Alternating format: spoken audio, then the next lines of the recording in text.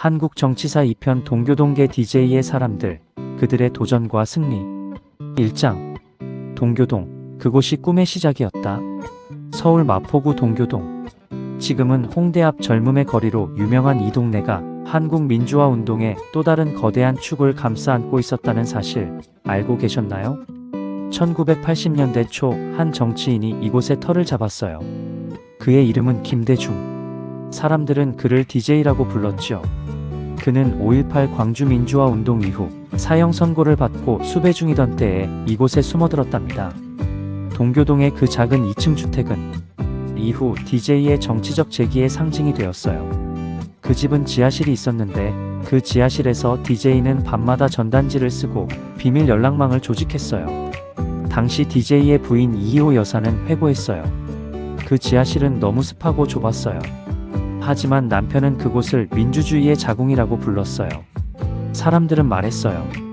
동교동은 DJ가 죽었다가 다시 태어난 곳이다. 그리고 그곳에서 동교동계라는 또 하나의 정치 세력이 탄생했답니다. 2장. 왜 동교동계인가? 상도동계와 마찬가지로 동교동계라는 이름도 군사정권의 감시에서 탄생했어요. 1980년대 초 전두환 정권은 두 김의 이름조차 뉴스에 내보내는 것을 금지했죠. 기자들은 김대중의 동네 이름을 따서 동교동계라고 쓰기 시작했어요. 처음에는 은어였지만 점점 공식 명칭처럼 굳어졌답니다. 그런데 상도동계와 달리 동교동계는 처음부터 위험한 사람들의 모임이라는 이미지가 강했어요. DJ가 사형 선고를 받은 간첩단 사건의 주인공이었기 때문이에요. 그래서 동교동계 사람들은 더욱 조심스럽게 움직여야 했어요. 만나는 장소도 자주 바꾸고 연락은 거의 대부분 심야의 전화로만 이루어졌답니다. 당시 동교동계의 핵심 멤버였던 박지원은 이렇게 증언했어요. 우리는 DJ를 만나기 위해 새벽 2시에 동교동 집으로 모였어요. 대문을 두드리는 대신 담벼락에 돌을 3번 던졌죠. 그게 우리의 신호였어요. 3장 DJ, 죽음에서 다시 일어나다. 김대중은 1971년 대선에서 박정희에 맞서 46%의 득표율을 올리며 한국 정치의 새로운 강자로 떠올랐어요. 그러나 그의 인생은 그 후 험난했습니다. 1973년 도쿄 납치 사건, 1980년 광주 민주화 운동 이후 사형 선고, 그리고 1981년 사형 집행 유예 후 망명길. 그는 죽음의 문턱을 3번이나 넘나들었어요. 그가 나중에 회고했어요. 나는 감옥에서 죽음을 기다리는 동안 내가 왜 살아야 하는지 수천 번 물었어요. 결론은 하나였어요. 나는 이 나라를 바꾸지 못하면 죽어도 죽은 게 아니다. 그의 이러한 체험은 동교동계 사람들에게 엄청난 정신적 지주가 되었어요. 사람들은 말했어요. DJ는 죽음도 두려워하지 않는 사람이다. 그런 사람을 따라야 하는 이유는 뭘까? 바로 희망 때문이다. 4장. 동교동계의 핵심 인물들 DJ의 8신앙. 동교동계에는 8인조라는 핵심 멤버들이 있었어요. 박지원, 신기남, 김근태, 이철, 이해찬, 정동영, 한화갑, 김원기. 그들은 각자 다른 역할을 맡으며 DJ의 대통령 만들기에 혼신의 힘을 다했답니다. 박지원 DJ의 오른팔, 실무의 귀재. 박지원은 동교동계에서 가장 실용적이고 전략적인 인물로 꼽혀요. 그는 DJ의 명령이라면 물불을 가리지 않고 실행하는 것으로 유명했어요. 그는 1987년 대선 당시 DJ의 유세 일정을 관리하고 지역 조직을 동원하는 데 탁월한 능력을 보였어요. 사람들은 말했어요. 박지원이 움직이면 DJ가 쉬어도 된다. 그는 나중에 국정원장, 대통령 비서실장까지 지냈답니다. 신기남 젊은 피의 투사. 신기남은 동교동계의 막내였어요.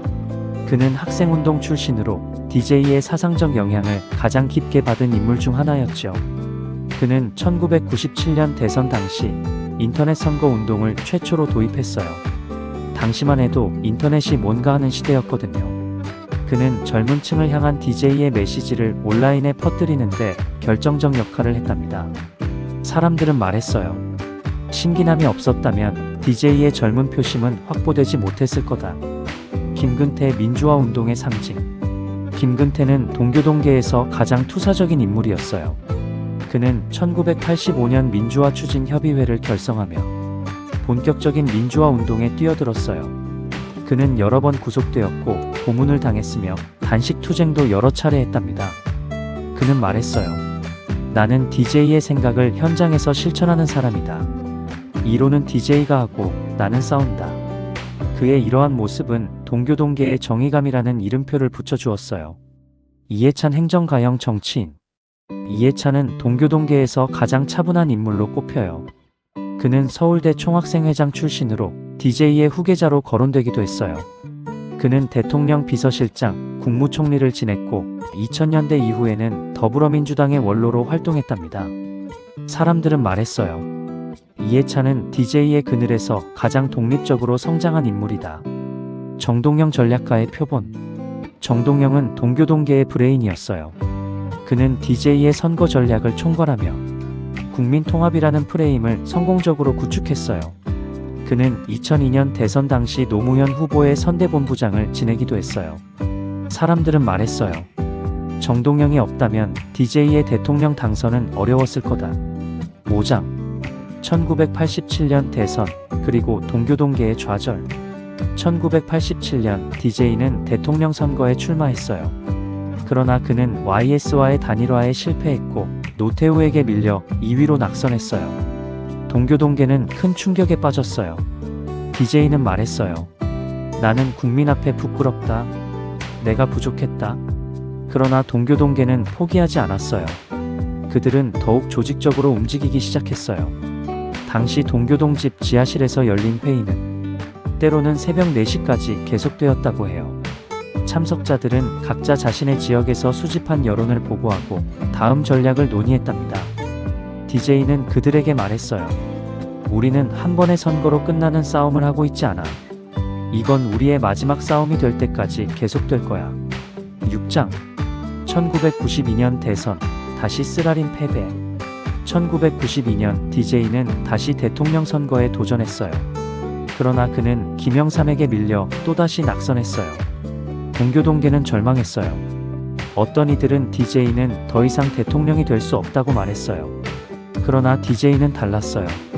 그는 말했어요. 나는 이번에도 졌지만 나는 무너지지 않았다. 내가 살아있는 한 나는 다시 도전할 거다.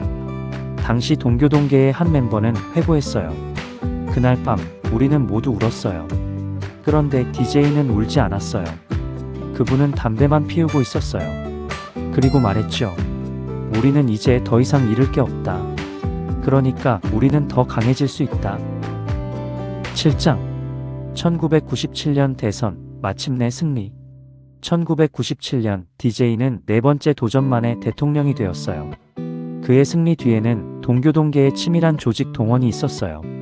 특히 국민승리 21이라는 선거운동본부는 당시로서는 혁신적인 온라인 선거 전략을 펼쳤어요. 젊은 층을 겨냥한 DJ를 사랑하는 모임은 인터넷 카페를 통해 수십만 명의 지지를 결집했답니다. DJ는 당선 직후 말했어요.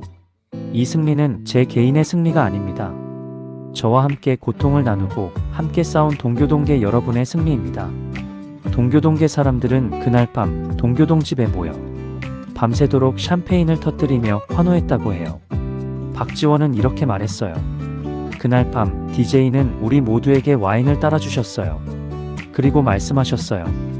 이제 우리는 승리자가 아니야. 이제 우리는 책임자야. 8장. DJ의 집권, 그리고 동교동계의 전성기. DJ 정부에서 동교동계 인사들은 핵심 요직을 두루 차지했어요. 국무총리 김종필은 비록 동교동계는 아니었지만 DJ와 연대, 대통령 비서실장 박지원, 국정원장 신기남, 정보통신부 장관 정동영 등 동교동계는 제2의 청와대 같은 위용을 자랑했어요. 그러나 상도동계와 마찬가지로 전성기에는 항상 그림자가 따르는 법이에요. 동교동계 내부에서도 세력 다툼이 시작되었습니다. 친박지원계, 친신기남계, 친정동영계가 서로 영향력을 키우려고 했죠. 그러나 DJ는 상대적으로 이들의 갈등을 자유롭게 두는 편이었어요. 그는 말했어요. 내 사람들은 각자 자신의 길을 가야 한다. 내가 일일이 간섭할 일이 아니다. 9장. DJ의 아들들, 그리고 동교동계의 후계구도. 김대중에게는 세 아들이 있었어요. 김홍일, 김홍업, 김홍걸. 그중 김홍걸은 가장 정치적으로 부상했어요. 그는 DJ의 막내 아들로 동교동계의 왕자라는 별명을 가지고 있었죠. 그러나 그는 DJ 정권 시절 올로비 사건에 연루되어 큰 논란을 겪었어요. 이 사건은 동교동계에 큰 상처를 남겼답니다. 김홍걸은 나중에 이렇게 말했어요. 나는 아버지의 그늘에서 살아남으려고 노력했지만 그 그늘은 때로는 너무 뜨거웠어요. 사람들은 말해요. DJ의 아들들은 아버지의 업적만큼 큰 평가를 받지 못했다. 그것이 동교동계의 아픔이다. 10장 동교동계 그 이후 DJ는 2000년대 이후에도 정치적 영향력을 유지하려 했어요. 그러나 동교동계만의 독자적인 세력은 점점 흩어져 갔죠. 박지원은 국정원장을 지낸 후 여러 번 대선에 도전했지만 번번이 고배를 마셨어요. 신기남은 정치를 은퇴한 후 기업인으로 변신했어요. 김근태는 뇌졸중으로 쓰러져 긴 투병 끝에 세상을 떠났고 이해찬과 정동영은 더불어민주당의 원로로 활동했어요. 사람들은 말해요. 동교동계는 DJ라는 나무 아래 모인 숲이었다. 그 나무가 쓰러지자 숲은 자연스럽게 흩어질 수밖에 없었다.